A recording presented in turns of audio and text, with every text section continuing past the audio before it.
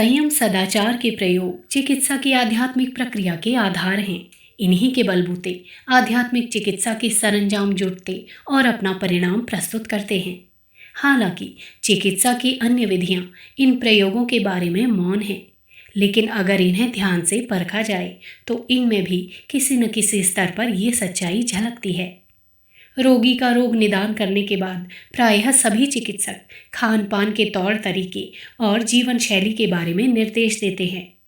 इन निर्देशों में प्रकारांतर से संयम सदाचार ही अंतर्निहित रहता है। तनिक सोचें तो सही, कौन ऐसा चिकित्सक होगा जो अपने गंभीर रोगी को तला भुना खाना, मिर्च मसालेदार गरिष्ठ चीज़ों के उपयोग की इजाज़त देगा। यही क्यों रोगियों के साथ राग रंग एवं विलासिता के विषय भोग भी वर्जित किए जाते हैं। चिकित्सा की कोई भी पद्धति रोगियों के जीवन क्रम का जिस तरह से निर्धारण करती है, प्रकारांतर से वह उन्हें संयम सदाचार की सिखावन ही है। इस सिखावन की उपेक्षा करके कोई गंभीर रोग केवल औषधियों के सहारे ठीक नहीं होता। इसमें इतना ज़रूर है कि इन चिकित्सकों एवं रोगियों की ये आस्था रोग निवारण तक ही किसी तरह टिक पाती है।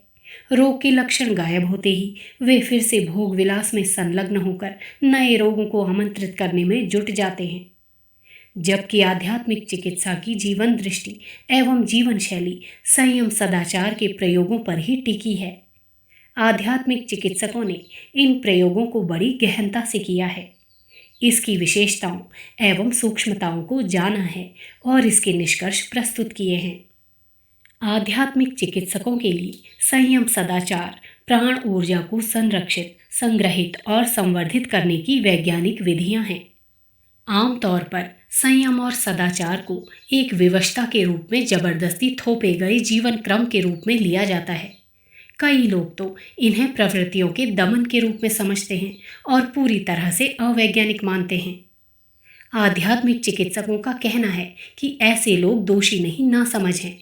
दरअसल इन लोगों को प्राण ऊर्जा के प्रवाह की प्रकृति, उसमें आने वाली विकृति एवं इसके निदान निवारण की सूक्ष्म समझ नहीं है। ये जो भी कहते हैं अपनी नासमझी की वजह से कहते हैं। बात समझदारी की हो तो संयम प्राण ऊर्जा का संरक्षण है और सदाचार उसका ऊर्ध्वगमन है। ये दोनों ही तत्व नैतिक होने की अपेक्षा आध्यात्मिक अधिक हैं। विशेषज्ञ मानते हैं कि अकेले प्राण ऊर्जा का संरक्षण पर्याप्त नहीं है, इसका ऊर्ध्वगमन भी जरूरी है। हालांकि अकेले संरक्षण हो तो भी व्यक्ति बीमार नहीं होता, पर यदि बात प्राण शक्ति से मानसिक सामर्थ्य के विकास की हो तो इसका ऊर्ध्वगमन भी होना चाहिए। आयुर्वेद के कतिपय ग्रंथ इस बात की गवाही देते हैं कि जिस भी व्यक्ति में प्राणों का ऊर्ध्वगमन हो रहा है, उसके स्नायु वज्र की भांति मजबूत हो जाते हैं, उसकी धारणा शक्ति असाधारण होती है, वह मनोबल और साहस का धनी होता है। इस सच्चाई को और अधिक व्यापक ढंग से जानना चाहें तो संयम का अर्थ है अपने जीवन की शक्तियों की बर्बादी को रोकना, बूंद बूंद करके उन्हें बचाना। इस प्रक्रिया में इंद्रिय संयम, समय संयम, अर्थ संयम और विचार संयम को प्रमुखता दी जाती है। जहाँ तक सदाचार का प्रश्न है तो यह आध्यात्मिक शक्तियों के विकास के लिए किया जाने वाला आचरण है। यह किसी तरह की विवशता नहीं, बल्कि जीवन के उच्च स्तरीय प्रयोजनों के प्रति आस्था है। जिनमें यह आस्था होती है वे शुरुआत में भले ही जड़ बुद्धि हों, लेकिन बाद में प्रतिभावान हुए बिना नहीं रहते। उनकी मानसिक सामर्थ्य असाधारण रूप से विकसित होती है।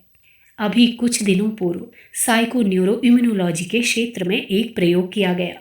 यह प्रयोग दो विशिष्ट वैज्ञानिकों आर डेविडसन और पी एरिक्सन ने संपन्न किया। इस प्रयोग में उन्होंने 400 व्यक्तियों को लिया।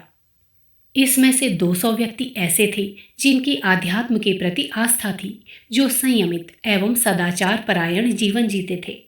इसके विपरीत 200 व्यक्ति इनमें से इस तरह के थे जिनका विश्वास भोग विलास में था, जो शराब खानों और जुआ घरों में अपना समय बिताते थे, जिनकी जीवन शैली अस्त व्यस्त थी। इन दोनों तरह के व्यक्तियों का उन्होंने लगातार 10 वर्षों तक अध्ययन किया। अध्ययन की इस प्रक्रिया में उन्होंने देखा कि जो व्यक्ति संयम सदाचार पूर्वक जीते हैं वे बीमार कम होते हैं, उन्हें मानसिक उत्तेजना, उद्वेग एवं आवेग बहुत कम होते हैं। ऐसे व्यक्ति प्रायः तनाव और दुश्चिंता से मुक्त होते हैं। यदि इन्हें कोई बीमारी हुई भी तो ये बहुत जल्दी ठीक हो जाते हैं। चोट लगने पर या ऑपरेशन होने पर उनकी अपेक्षा इनके घाव जल्दी भर जाते हैं। इसके विपरीत असंयमित एवं विलासी मनोभूमि वालों की स्थिति इसके ठीक उल्टी पाई गई। इनकी जीवनी शक्ति नष्ट होते रहने के कारण इन्हें कोई न कोई छोटी मोटी बीमारियां हमेशा घेरे रहती हैं। छूत की बीमारियों की संभावना इनमें हमेशा बनी रहती है। तनाव, दुश्चिंता, उत्तेजना, आवेग इनका जैसे स्वभाव ही होता है। कोई बीमारी होने पर अपेक्षाकृत ये जल्दी ठीक नहीं होते। एक ही बीमारी इन्हें बार बार घेरती रहती है। चोट लगने या ऑपरेशन होने पर इनके घाव भरने में ज़्यादा समय लगता है। इस स्थिति को एक दशक तक परखते रहने पर डेविडसन और एरिक्सन ने ये निष्कर्ष निकाला कि संयम सदाचार से व्यक्ति की प्रतिरोधक क्षमता में असाधारण वृद्धि होती है। इसी कारण उनमें शारीरिक और मानसिक रोगों की संभावना कम रहती है। यदि किसी तरह से कोई रोग हुआ भी तो इनसे छुटकारा जल्दी मिलता है। इस क्रम में इस वैज्ञानिक दृष्टि की अपेक्षा आध्यात्मिक दृष्टि कहीं ज़्यादा गहरी और सूक्ष्म है। हमने परम पूज्य गुरुदेव के जीवन में इस सत्य की अनुभूति पाई है। अपने जीवन के उत्तरार्ध में उन्होंने तो केवल अपने संकल्प से अनगिनत लोगों को रोग मुक्त किया था, पर अखंड ज्योति संस्थान के निवास काल में रोग निवारण की इस प्रक्रिया को वे थोड़ा अलग ढंग से संपन्न करते थे। इसके लिए वे रोगी का पहना हुआ कपड़ा मांगते थे और उसके प्राणों के सूक्ष्म परमाणुओं का परीक्षण आध्यात्मिक रीति से करते थे। बाद में स्थिति के अनुरूप उसकी चिकित्सा करते थे। ऐसे ही एक बार उनसे गुजरात के देवेश भाई ने अपने किसी रिश्तेदार के बारे में लिखा। ये रिश्तेदार कई बुरी आदतों के शिकार थे, हालांकि इनका स्वास्थ्य काफ़ी अच्छा था। गुरुदेव ने देवेश भाई से इनका पहना हुआ कपड़ा मंगाया। कपड़े के आध्यात्मिक परीक्षण के बाद उन्होंने देवेश भाई को चिट्ठी लिखी कि तुम्हारे इन रिश्तेदार के जीवन के दिए का तेल चुक गया है और शीघ्र ही इनकी ज्योति बुझने वाली है। गुरुदेव के इस पत्र पर देवेश भाई को यकीन नहीं हुआ, क्योंकि ये रिश्तेदार तो पर्याप्त स्वस्थ थे। देवेश भाई गुरुदेव की इस चिट्ठी को लेकर सीधे मथुरा पहुंचे। सामने मिलने पर भी गुरुदेव ने अपनी उन्हीं बातों को दोहराया। सभी को अचरज तो तब हुआ जब ये रिश्तेदार महोदय 15 दिनों के बाद चल बसे। इस पर गुरुदेव ने उन्हें पत्र लिखकर कहा, यदि जीवनी शक्ति बिल्कुल भी ना बची हो और संयम सदाचार की अवहेलना के कारण जीवन के पात्र में छेद ही छेद हैं, तो आध्यात्मिक चिकित्सा असंभव है। आध्यात्मिक चिकित्सा के लिए आध्यात्मिक जीवन शैली को अपनाना बेहद ज़रूरी है। पुस्तक आध्यात्मिक चिकित्सा एक समग्र उपचार पद्धति, लेखक डॉक्टर प्रणव पांड्या। अगर आपको हमारी ये वीडियो पसंद आई हो तो इसको लाइक करें, कमेंट और शेयर ज़रूर करें और हमारे YouTube चैनल ऋषि चिंतन को सब्सक्राइब भी कर लें।